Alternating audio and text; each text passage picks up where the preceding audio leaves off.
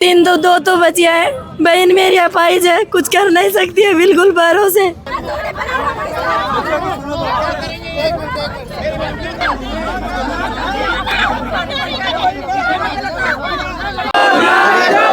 सिंह मीणा को न्याय दो, न्याय दो, न्याय दो। नमस्कार, आप देख रहे हैं स्वच्छ पत्रिका न्यूज और मैं हूं बालकृष्ण शुक्ला।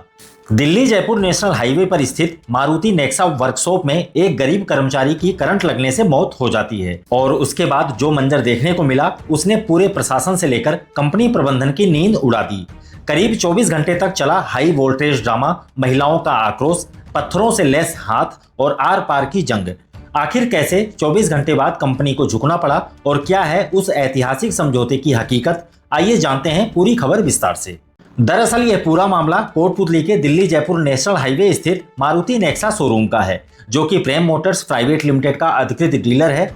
मोहर सिंह नाम का एक सीधा साधा कर्मचारी रोज की तरह शोरूम में गाड़ियों की साफ सफाई और धुलाई का काम कर रहा था। गुरुवार का दिन था। मोहर सिंह अपने काम में व्यस्त था कि अचानक एक जोरदार करंट ने उसे अपनी चपेट में ले लिया। करंट इतना भयानक था कि मोहर सिंह मौके पर ही अचेत होकर गिर पड़ा। शोरूम में अफरा तफरी मच गई। आनन फानन में अन्य कर्मचारियों ने उसे संभाला और गंभीर हालत में जिला अस्पताल पहुंचाया, लेकिन अफसोस डॉक्टरों ने जांच के बाद मोहर सिंह को मृत घोषित कर दिया।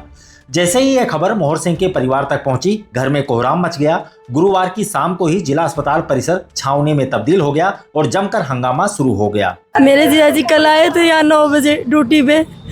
हमें दोपहर में उनसे बात हुई थी 1:30-2 बजे। उसके बाद तक वो सही थे।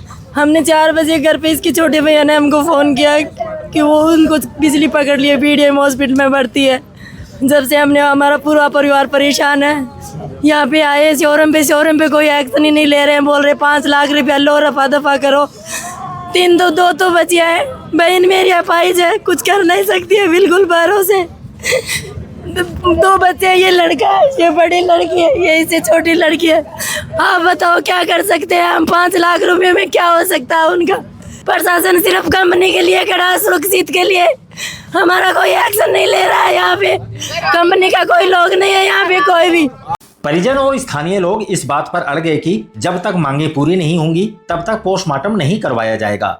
पूरी रात जिला अस्पताल परिसर में धरना प्रदर्शन चलता रहा, लेकिन बात यही नहीं रुकी। शुक्रवार को सुबह होते होते लोगों का गुस्सा 7वें आसमान पर पहुंच गया। बड़ी संख्या में लोग जिला अस्पताल से सीधे नेक्सा शोरूम पर धमक पड़े और शोरूम के गेट के बाहर ही टेंट लगाकर पक्का धरना शुरू कर दिया। हंगामे की सूचना मिलते ही प्रशासन तुरंत एक्शन मोड में आया। मौके पर तहसीलदार रामधन गुजर, डीएसपी लक्ष्मी सुथार और थानाधिकारी राजेश कुमार के नेतृत्व में भारी पुलिस बल तैनात कर दिया गया।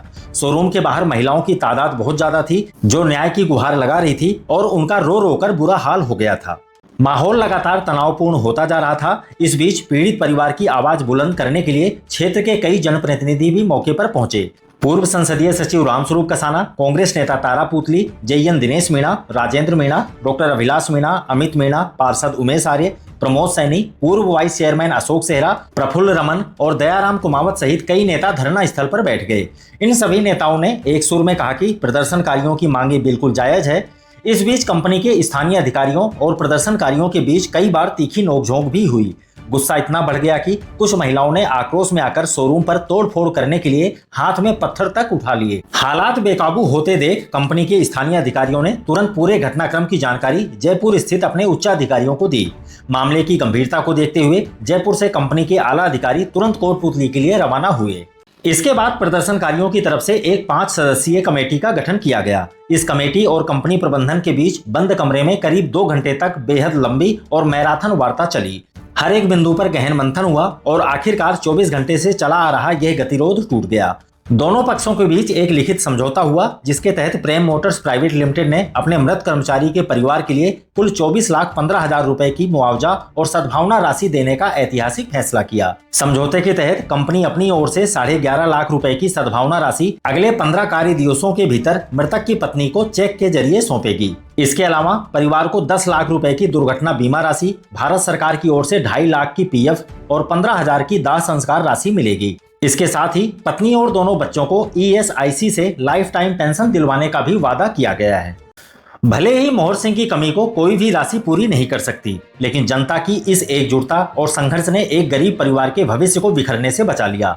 सच पत्रिका की टीम भी ईश्वर से दिवंगत आत्मा की शांति की प्रार्थना करती है। इस खबर पर आपकी क्या राय है, हमें कमेंट बॉक्स में जरूर बताएं। यदि आपको हमारी खबरें पसंद आती है तो वीडियो को लाइक करें, चैनल को सब्सक्राइब करें और अधिक से अधिक शेयर करें। दोबारा मिलते हैं दूसरी ताजा खबरों के साथ। नमस्कार। न झुकेंगे न रुकेंगे, जहां सच छुपाया जाएगा वहीं से उठेगी ये आवाज। सच पत्रिका न्यूज, सबसे तेज, सच और सटीक खबरें।